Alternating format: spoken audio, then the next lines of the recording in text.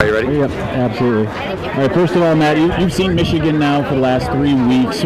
What's your evaluation of what they are as a team at this moment? They're a really good football team. Look, a lot goes into saying the schedule and they haven't played anybody, and that's true. But at the end of the day, you play who's in front of you, and they've handled their business. Blake Corum, Heisman candidate, big-time player, the O-line. I mean, one of the best rushing offenses in the country. I've really been impressed with Mike Morris and that group on the defensive side.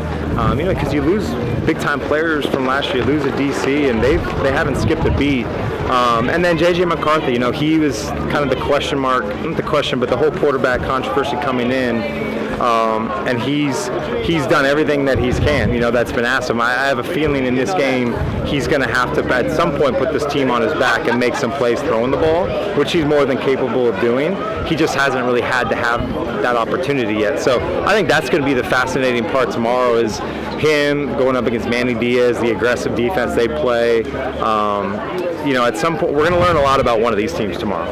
Now, Michigan obviously hasn't played. I mean, they played a tough defense at Iowa. Yeah. Indiana, a little bit middling as far as that's concerned, and then you obviously saw Maryland. How much do you feel that they really unleashed JJ? He had 304 yards last week.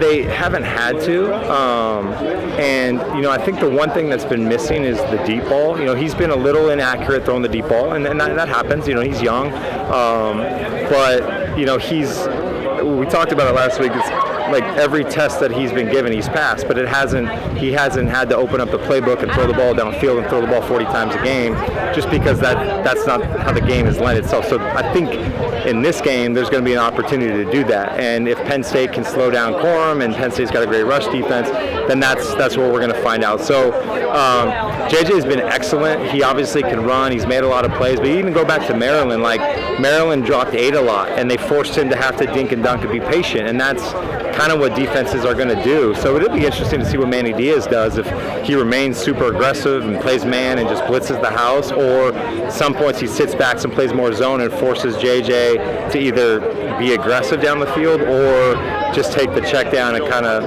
live to fight another down. It's going to be really interesting. There's a lot of interesting kind of layers to this game tomorrow. With that in mind, and taking those kind of intermediate throws, you see some quarterback guru type people saying that while he isn't taking those big downfield throws, he's still making some pro-level throws. Oh, yeah. What have you seen from him in that regard, as far as obviously the accuracy as well as just putting the ball in very specific places? He can make all the throws, and this isn't an indictment on him. It's just he hasn't been asked to do a lot. So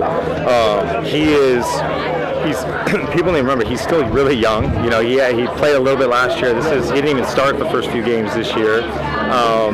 He's got all the physical talent in the world. He's fast. He can run. He can make every level throw.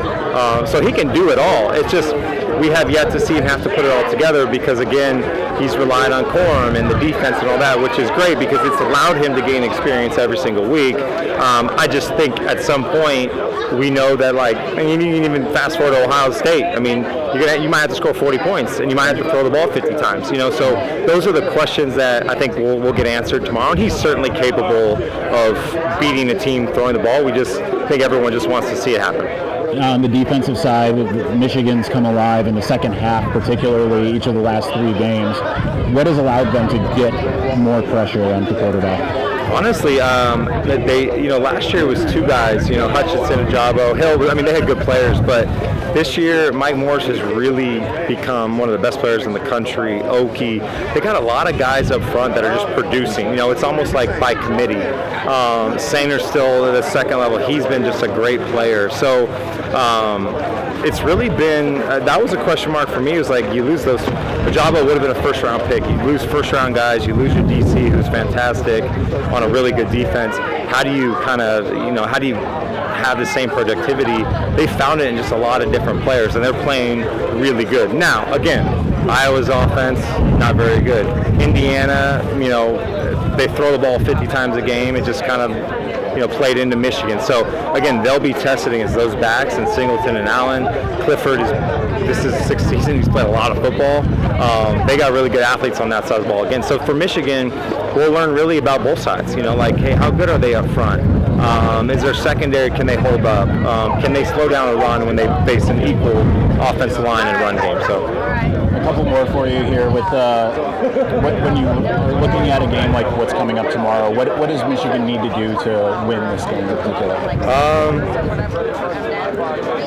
I still think they need to run the ball. I mean, that's been their kind of bread and butter, and everything kind of goes through form in their front, and they will try to establish that. Penn State is one of the best rushing defenses in the country, and they're aggressive, and Manny Diaz will be aggressive and blitz and a lot of different looks.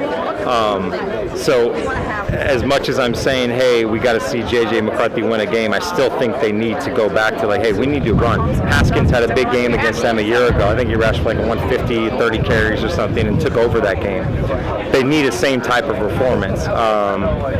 That then allows them just to do a whole lot of things, and then they control the game, they control the time of possession, and then defensively stopping the run too. That's been the biggest improvement, maybe in college football this year, is just Penn State's ability to run the ball. They were awful last year, dead last almost in college football. They're in the 30s now this year, and a lot of it is their line is better, and they have those two talented backs. Now overall, when you look at Michigan, what do they need to improve the most in your eyes if they are going to be that contender to be able to repeat the success they had last year?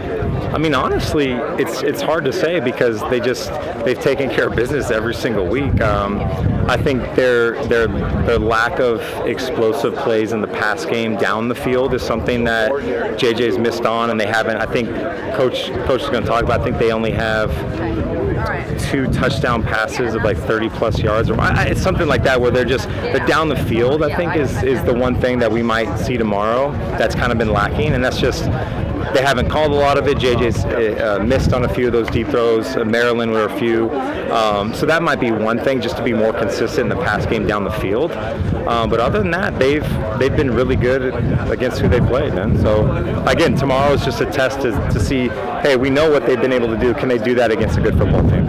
Awesome, thank you. Cool, man. All right.